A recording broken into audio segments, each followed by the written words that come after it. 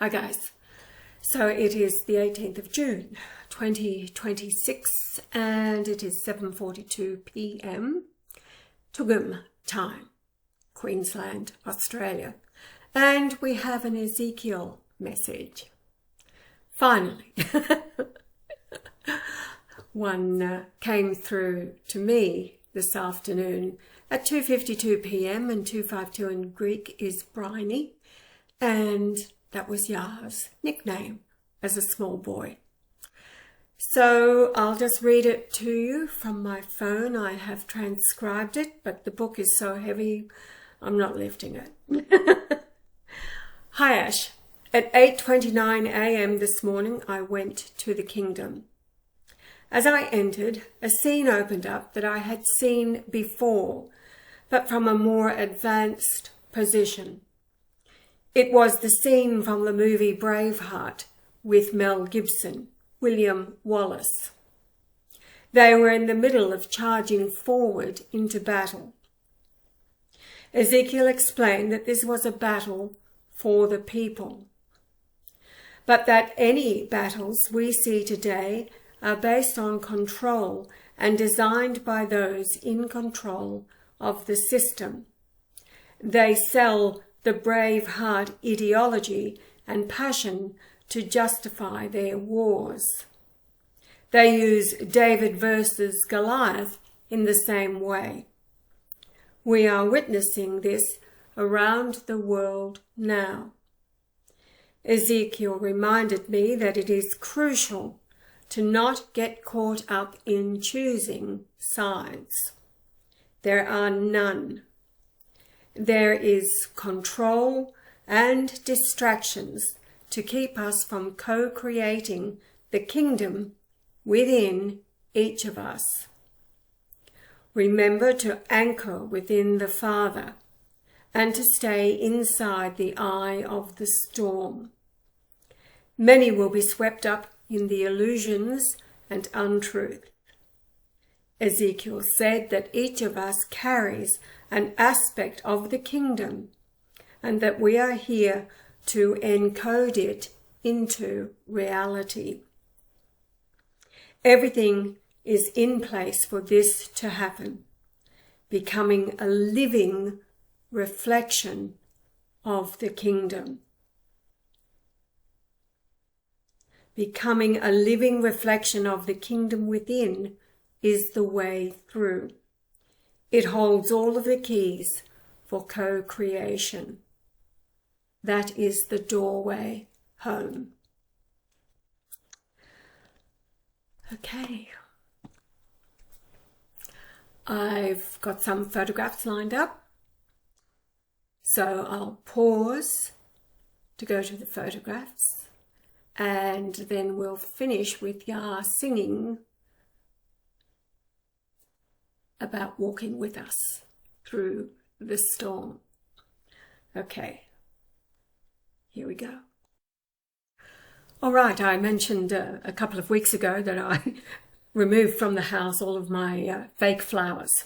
As lovely as they look in all the vases all around the house, they're gathering dust and mold and contributing to the asthma that I was going through. So I put them out on the back deck again a couple of weeks ago in a container, and my thought was, well, maybe I'll turn them into something using resin, like a resin table, anything. However, today I was inspired to fill an empty half barrel from Bunnings. Been sitting around now for a few weeks empty, and grass clippings over in the corner. We've already taken 1 cubic yard of the grass clippings to the local tip, but there is probably, there is certainly another load to go. So I filled the tub with mostly grass clippings, and then there was another planter with soil in it that I emptied on top. And then I replanted my fake flowers, and they can live outside on the deck. And of course we have the angel there with the two birds of paradise in the bird bath, and a pelican. He's a rather heartless pelican now. He was knocked over accidentally and his chest caved in. So I call him the heartless pelican, and apparently he's going to be replaced. But our duck and a peahen, 2 ducks and a peahen in front of my replanted fake flowers. And this is what it looks like from the other side of the barrel. And the photographs were taken as the sun was beginning to set, probably half an hour away from this time. And you remember that I said I'd have to get rid of all of my fake flowers and focus on glass flowers. Well, these are glass rose candle holders, 3 of them, and put out at the side of the road as free pickings to be taken by anybody who wanted them. So this was brought home to me, and then it was suggested that I have a look at what else this lady, who happened to be moving to Darwin, was putting out for anybody to take. And we have home art porcelain doll. Her name is Isabella. Isn't she beautiful? And I thought she'll be perfect for my 9.5-year-old granddaughter, along with Hope, another home art porcelain doll. So it's been quite the mission, actually, walking past the lady's house to see what else she might be putting out by the wayside. This is a beautiful print that now resides in the house, and at some point I'm going to highlight the flowers and the vase there with gold. And lastly, porcelain slippers, again for my granddaughter.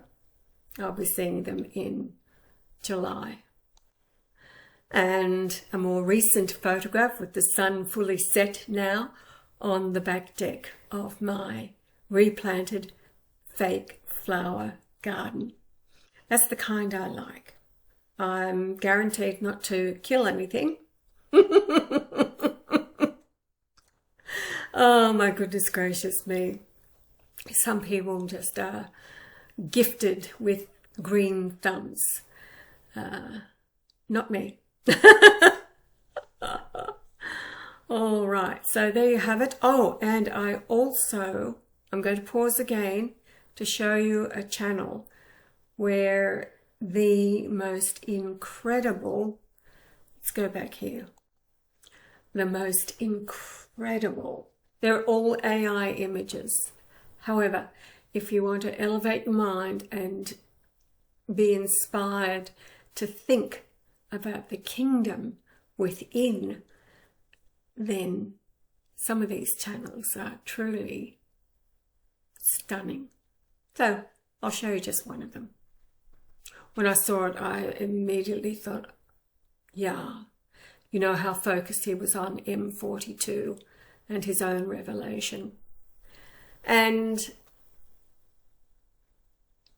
yeah, I had a vision of the bridal gown, if you like. And I asked him what colour would it be, and he said pink, inspired by M42, the nebula, in the shape of a dove that appeared to Yah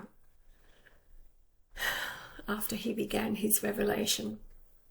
June the 17th, now yesterday, 1990, from Port Alberni on Vancouver Island. So let's go over there and find the channel that I'm talking about.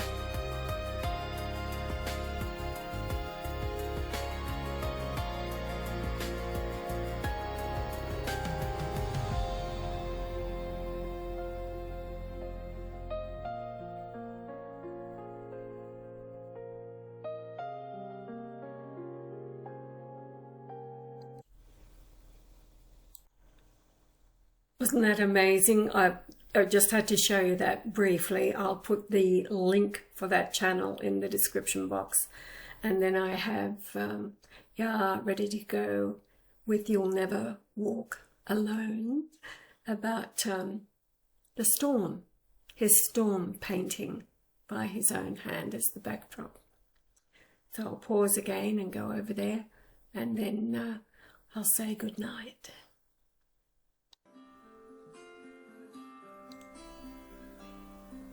When you walk through a storm, hold your head up high, and don't be afraid of the dark.